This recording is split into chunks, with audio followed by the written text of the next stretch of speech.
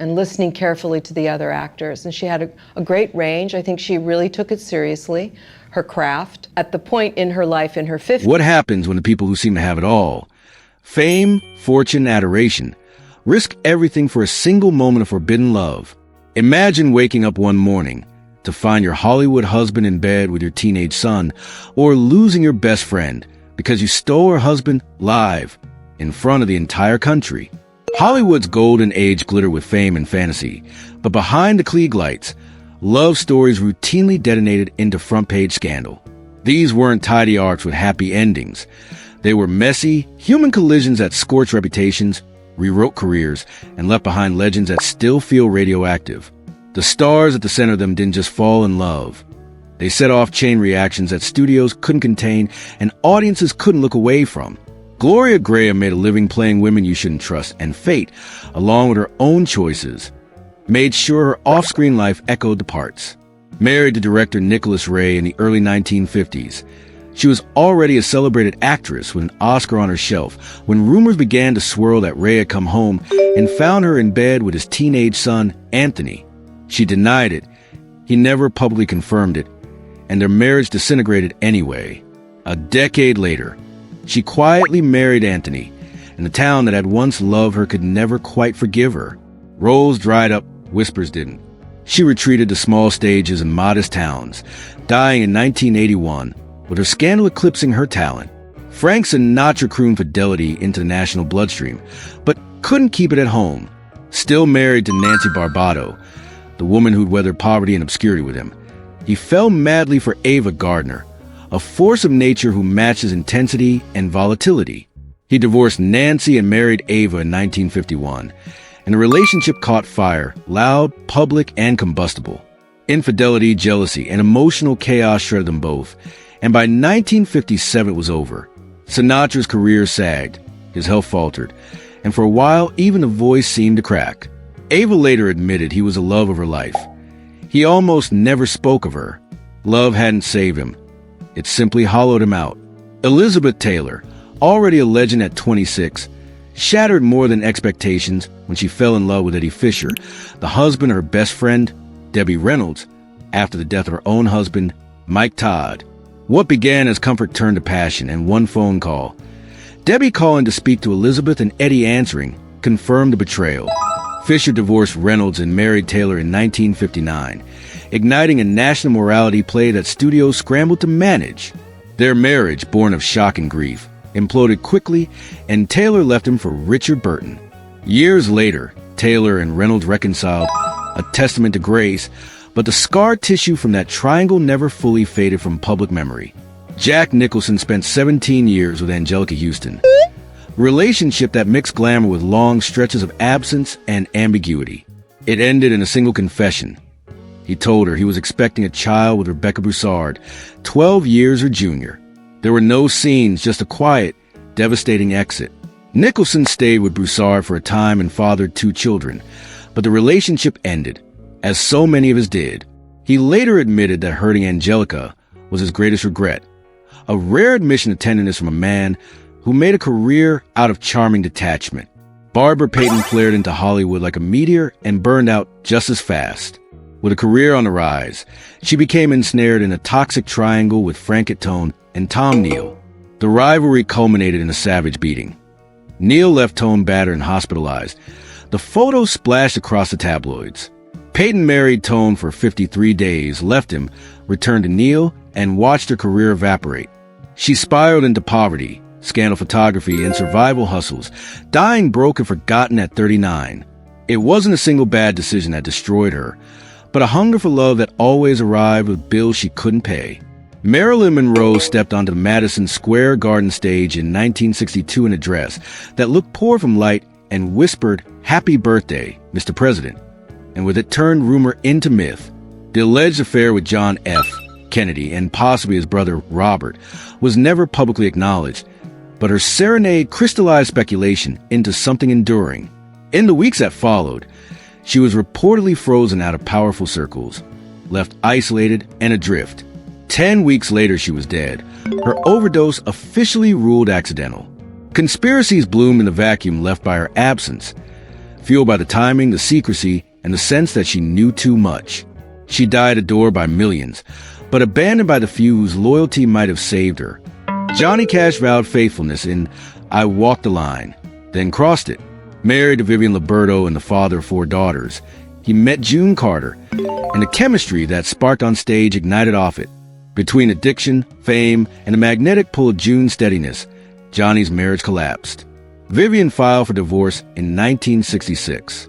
2 years later, Cash proposed to June on stage, and this time she accepted. Their marriage endured until 2003, when they died just months apart.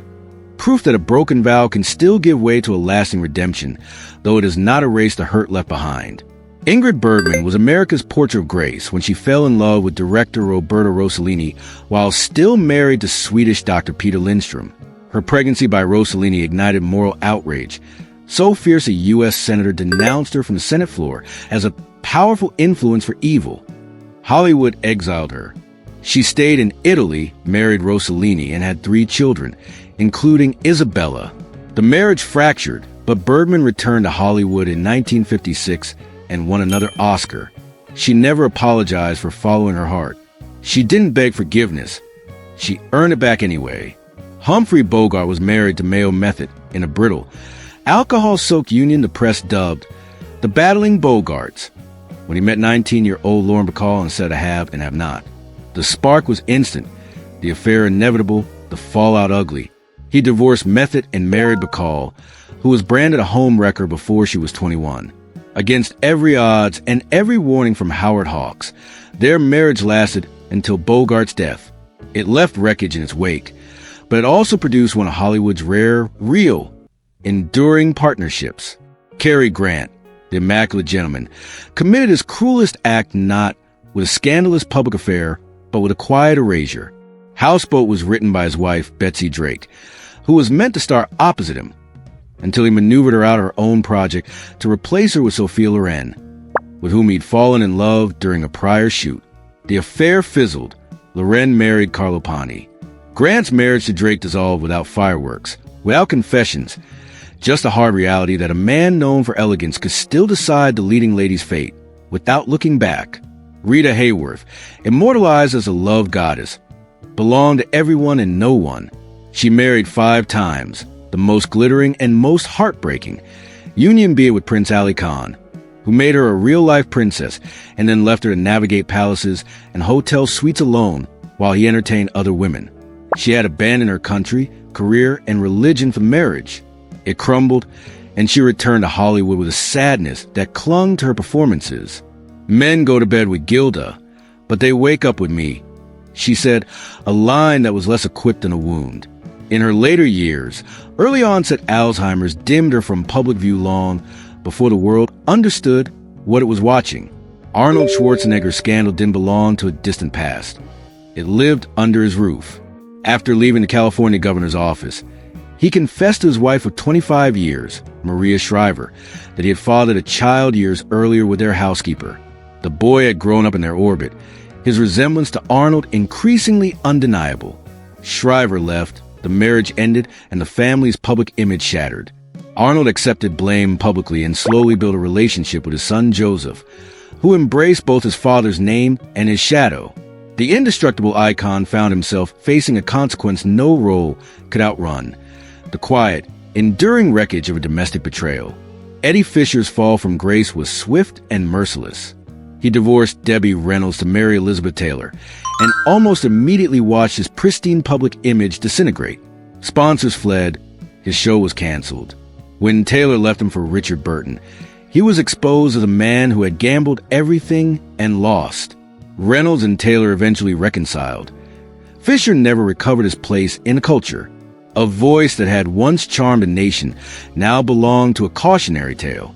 Clark Gable, the king of Hollywood, hid a secret child for decades. During the filming of Call of the Wild in 1935, he had a brief affair with Loretta Young, a devout Catholic terrified an out-of-wedlock pregnancy would end her career. She disappeared, then re-emerged with a baby she claimed to have adopted. The girl, Judy Lewis, grew up never publicly acknowledged by her biological father. Gable supported her quietly but from a distance, and the truth emerged long after both he and Young were gone.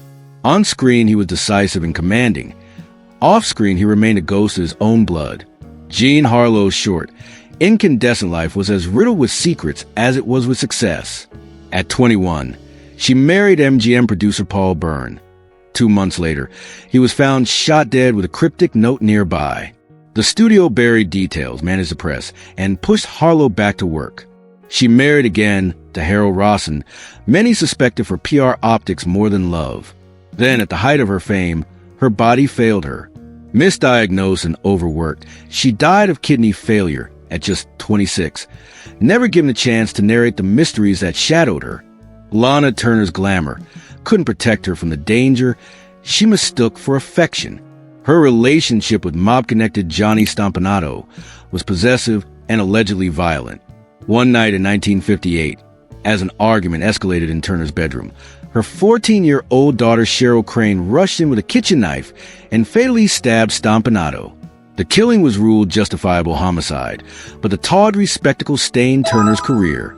She continued to work and even earned an Oscar nomination, but the whispers never let her go.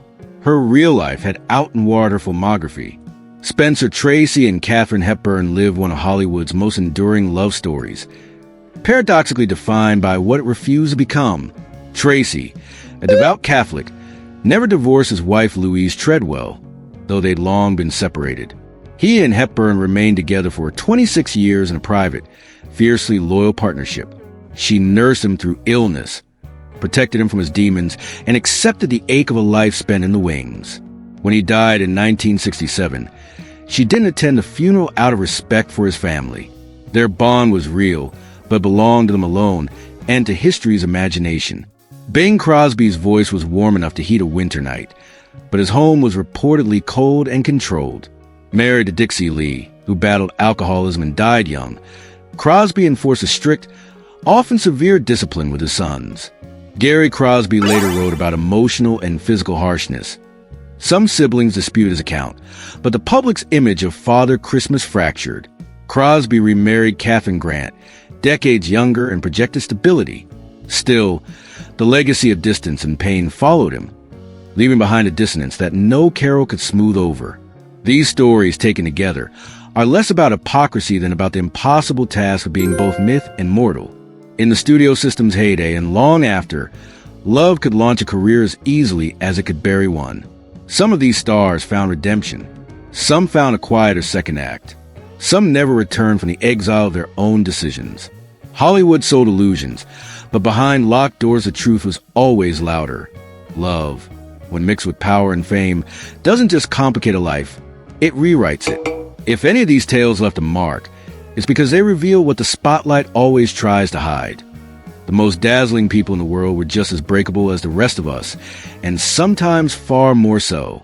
For every glittering premiere and tightly choreographed press photo, there were whispered warnings, secret affairs, and marriages that doubled as PR strategy. The glamour machine that built careers also demanded sacrifice, and love was often the price. These weren't just personal failings or tabloid fodder. They were moral battlegrounds staged across screens, both silver and television, with studio heads, gossip columnists, and fan clubs all playing their part in the narrative. The public devoured every misstep, and the stars, even in heartbreak, still served the machine. Judy Garland's romantic history is almost too tragic for fiction.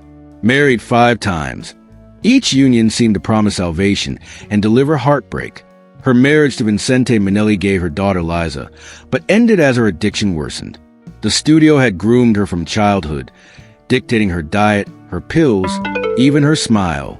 Men in her life ranged from exploitative to neglectful, and as she spiraled, her need for love became indistinguishable from her need for survival. By the time she died in 1969 at 47, she had become the cautionary tale everyone saw coming and no one tried hard enough to stop. Steve McQueen and Ollie McGraw's affair started with adrenaline. He was a king of cool. She was riding high from Love Story. Their chemistry was immediate and disruptive. McGraw left producer Robert Evans at the height of his power. With McQueen, she entered a storm of control, passion, and unpredictability. He demanded she quit acting. She did. The marriage didn't last, and when it ended, so did much of her career. McGraw later admitted she loved him madly, but that she'd lost herself in the process. McQueen's death in 1980 cut short any hope of reconciliation. Marlon Brando, perhaps the greatest actor of his generation, left a trail of romantic devastation. He fathered at least 11 children with multiple women, often abandoning relationships in his wake. His son Christian was convicted of manslaughter in 1990, killing the boyfriend of his half-sister Cheyenne, who later took her own life. The Brando estate was as broken as the man himself, a reminder that brilliance on-screen rarely translated to stability off it. His charisma was volcanic, but so was his destructiveness. He lived and loved with a recklessness that consumed others even as it built his legend. Love in Hollywood was rarely pure, rarely simple, and never without consequences. It collided with ambition, secrecy, and ego and left no one unchanged. These weren't fairy tales. They were cautionary fables wrapped in silk and scandal, and the echoes still lingered that if this journey through Tinseltown's most jaw-dropping romances pulled you in, go ahead and tap that like button. Drop a comment below whose story shocked you the most. And don't forget to subscribe, because we're only scratching the surface. In the next episode, we uncover the love affair that nearly brought down a studio empire, and the starlet who vanished after it all fell apart.